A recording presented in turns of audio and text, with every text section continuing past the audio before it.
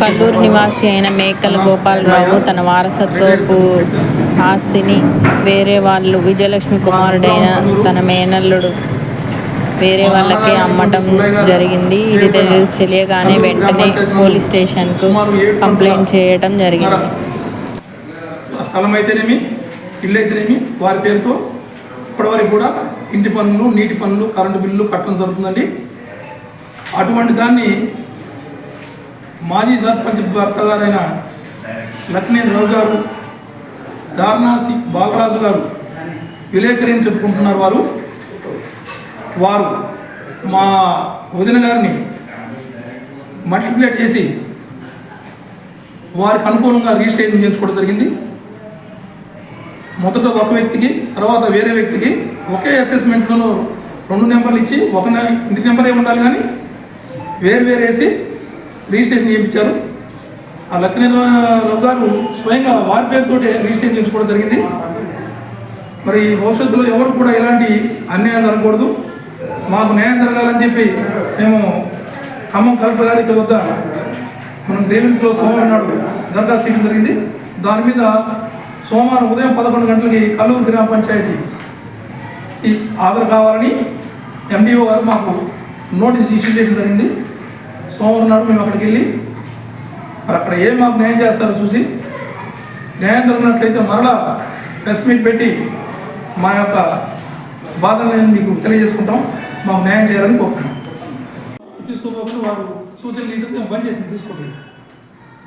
నీకు ఎక్కువ కావాలంటే తీసుకోమ్మా, నీ ఆస్తి అయితే నీకు ఇస్తున్నట్టున్నాం, అతని అక్క తాలూకా వచ్చే ఆస్తి తీసుకోమని చెప్పాము. ఎటు తిరిగి ఇప్పుడు ఆ 7 కొడుకుల భూమి ఒకే ప్లాట్గా ఉంటే రేటు మంచిగా వస్తుంది, రోడ్డు పక్కనే ఉంది కాబట్టి అందరికీ న్యాయం జరుగుతుంది. నేను పెట్టిన ఖర్చులు ఏవైతే ఉన్నాయో మీరందరికీ తెలుసు. ఇది ఇంతవరకు ఏది 2 లక్షలు లేని ఇంత అయింది, ఇది న్యాయమైన ఉన్నది అని చెప్పి మీకు మనస్ఫూర్తిగా అంటేనే అని చెప్తే పెద్ద మనిషి సమక్షంలో కాగితాలు రాసుకొని అది అమ్మిన అనంతరం ఆ ఖర్చులు భూములు రిమైన్ ముగ్గురు సమాటలు పంచుకుందామని కాగితాలను అగ్రిమెంట్ రాసుకున్నాను. ఆ డాక్యుమెంట్స్ కూడా ప్రతి ఒక్కరి దగ్గర సంతకాలు పెట్టి ఉన్నాయి, వాళ్ళ దగ్గర కూడా ఉంది. దీని తర్వాత ఈ లక్కినేని రఘు గారు మాజీ సర్పంచ్ భర్త గారు ఎవరైతే ఉన్నారో వారు దార్నాసి బాలరాజు అని మరి పత్రికా విలేకరని చెప్తున్నారండి. వారు ఈ మా వదిన గారైనటువంటి కృష్ణకుమారి గారి వాటాలో వస్తుందనేటువంటి స్థలాన్ని బాలరాజు గారి పేరుతో మొట్టమొదటి రిజిస్టర్ చేయించి వాడి చేతిలో కొని కదా, మళ్ళీ వెంటనే రఘు గారి పేరుతో కూడా రిజిస్టర్ చేయడం జరిగింది. ఒకే అసెస్మెంట్లో ఉన్నదాన్ని ఇద్దరు పేరుతో రిజిస్ట్రేషన్ ఎట్లా చేశారో తెలియదు. ఈ విషయమై రిజిస్టర్ గారి దగ్గరికి వెళ్ళి అడిగాం. ఎవరైనా సరే మొట్టమొదటి జరిగింది కదండి, రెండోసారి ఎవరు చేయకుండా ఉంటారు, ఇది కూడా మేము దరఖాస్తు తీసుకోం సార్, ఆ ఉన్న స్థలం కూడా ఎవరు ఆక్రమించుకున్న కోసం మీకు మేము చేస్తున్నామని చెప్పి వారికి ఇచ్చాం. గ్రామ పంచాయతీ సర్పంచ్ గారు ఈఓ గారు కృష్ణారావు గారికి ఇచ్చాం. ఇటు కోర్టులో ఈ విషయం ఉందని చెప్పేసి అందరికీ ఓవర్గా చెప్పడం జరిగిందండి. రిటర్న్ కూడా రాసేయడం జరిగింది.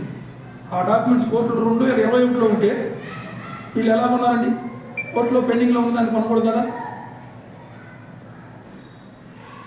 ఈ సందర్భంలో మా వదిన గారు నిన్న ఇక్కడ ఏదైతే ప్రెస్ మీట్లో నా పైన చేసిన ఆరోపణలన్నీ కూడా అవాస్తవాలు. దానికి కారణాలు కూడా నా దగ్గర మొత్తం రిజల్ట్ ఉందండి.